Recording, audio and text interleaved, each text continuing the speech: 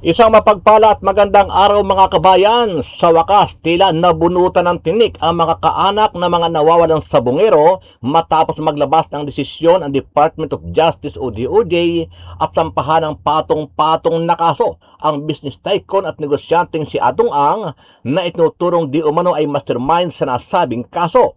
Sa kabila nito, binatikos naman ng abogado ni Charlie Atong ang resolusyon ng Department of Justice o DOJ sa preliminary investigation na inirekomenda ang paghahain ng kaso laban sa negosyante kaugnay ng mga nawawalang sabungero. Sa isang press statement nitong Martes, sinabi ng DOJ na nakitaan nila ng sapat na batayan para sampahan ng 10 bilang ng kidnapping with homicide at 16 bilang ng kidnapping with serious illegal detention si Ang at ang iba pang akusado. Ayon kay Attorney Gabriel L. Villarreal, deeply flawed at grossly unfair sa akusado ang naging desisyon ng panel o prosecutors ng DOJ.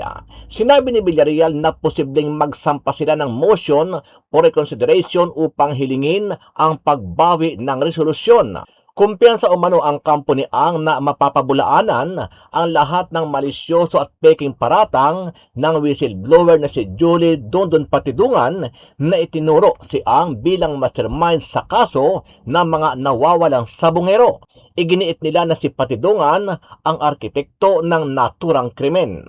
Ano ang masasabi mo dito, kabayan? Naniniwala ka ba na makukulong na ang di umano ay mastermind sa missing sabungero na si Charlie Atong Ang? Sama-sama nating panuorin ang buong video at pakicomment nyo po ang inyong mga reaksyon at sariling opinyon. Sa desisyon ng Department of Justice o DOJ Panel of Prosecutors, formal nang pinakakasuhan sa korte ang negosyanteng si Atong Ang kaugnay ng mga nawawala o missing sabungeros. Kasama rin sa pinasasampahan ng kaso ang 21 iba pa na karamihan ay opisyal at kawani ng Philippine National Police o PNP. Ayon sa DOJ, matapos ang masusing pag-aaral, nakakita ang panel of prosecutors ng prima facie evidence o matibay na ebidensya para kasuhan ang mga respondent. 10 counts ang isasampa kina Ang at 21 pa ng kasong kidnapping with homicide. Samantala, 16 counts naman ang kidnapping with serious illegal detention para sa 10 respondent kasama rin si Ang. Dagdag pa ng DOJ, ihahain ang mga kaso sa Regional Trial Court ng Lipa City, Batangas, Santa Cruz, Laguna at San Pablo, Laguna kung saan pinaniniwala ang nawala ang mga sabungero. Samantala, binatikos naman ng abogado ni Atong ang desisyon ng DOJ. Depektibo anya at hindi patas ang pasya ng panel of prosecutors. Maghahain sila ng motion for reconsideration upang mabaliktad ang desisyon. Dagdag pa ni Attorney Gabriel Villarreal, nagbatay lang ang panel sa testimonya ng nag-iisang witness na ang integridad ay nakompromiso. Kampante anya sila na kaya nilang pasinungalingan ang malisyoso at imbentong pahayag ng testigo na si Jolie Patidongan alias Totoy. Binatikos din ang kampo ni Ang kung bakit hindi nakasuhan ang magkapatid na Patidongan sa kabila ng malinaw anyang ebidensya ng kanilang partisipasyon sa umano'y pagdukot at pagkawala ng mga sabungero. Sabi naman ng DOJ, hindi nila maibibigay ang kopya ng resolusyon sapagkat naniniwala silang maghahain ng motion for reconsideration ang respondents. First question from Let Narciso, DZRH.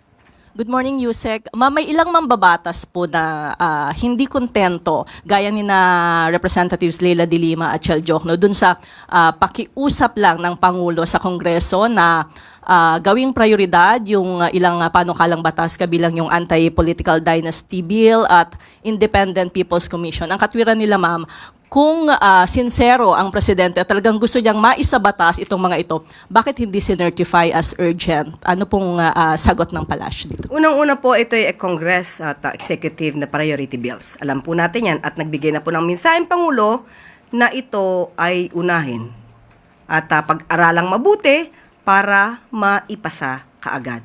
Malinaw ang mensahe ng Pangulo. At malinaw din naman po ang sinasabi ng konstitusyon kung kailan lamang po, kailangan mag-certify as urgent ng bill ang Pangulo. Ito ay kung may tinatawag ng public calamity or emergency. So, naaayon naman po sa konstitusyon ang ginagawa ng Pangulo.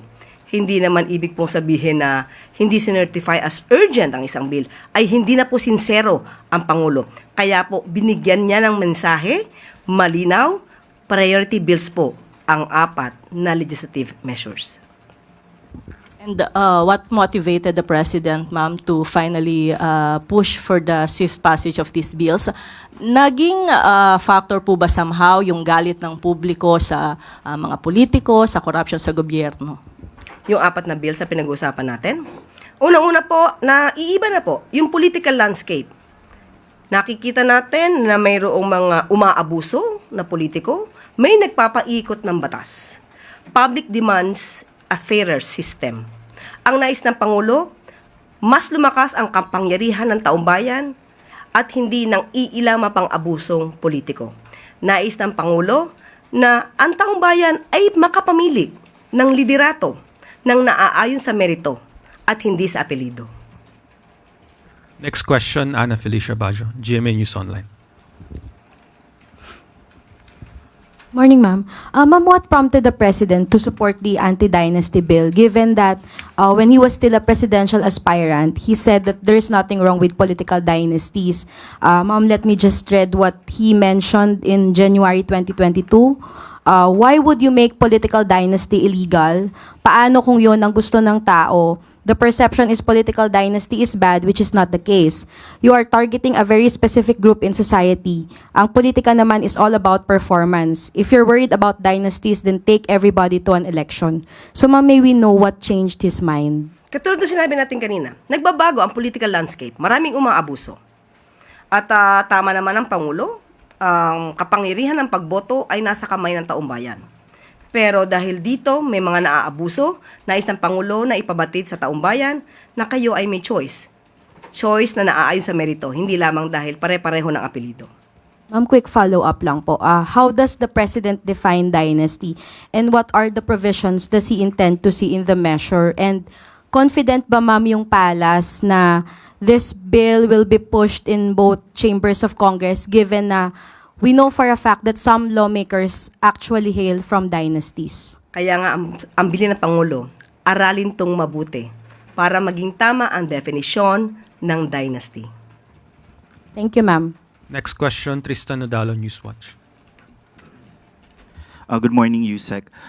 Lumabas din po kamakailan, from former presidential spokesperson Harry Roque, and sabi rin po ng lawyer ni Senator Bato de la Rosa ay may information po sila about an ICC warrant against Senator Ronald de la Rosa. If it truly exists, is the palace prepared to enforce it, and how? Kung meron silang alam, di ipagbigay alam nila sa lahat. Sa ngayon ay wala pa pong kumpirmasyon kung mayroong natanggap na abiso patungkol sa existing warrant of arrest. Sa ating pagkakaalam, even the ICC could not confirm the issuance of the said warrant of arrest. So, hintayin na lamang po natin kung talaga magkakaroon ng issuance ng warrant of arrest ang ICC. But follow-up lang po, this early on, you have Senator Robin Padilla saying publicly, giving advice to Senator De La Rosa that he should never surrender to a foreign power. Does Malacanang see this as encouraging to non-cooperation? And ano pong mensahe nyo kay Senator De La Rosa who has been absent rin sa Senate for quite some time? Ang mensaheng ganyan ay nagpapakita lang ng mga taong ayaw sumunod sa batas. Kapag ka po naman may valid warrant of arrest, alam naman natin kung anong dapat gawin. Hindi po dapat ina-advise na magtago at hayaang pulis na lamang ang humanap sa kanila dahil trabaho nila to. Mas magandang ibigay natin na advice ay sumunod sa batas.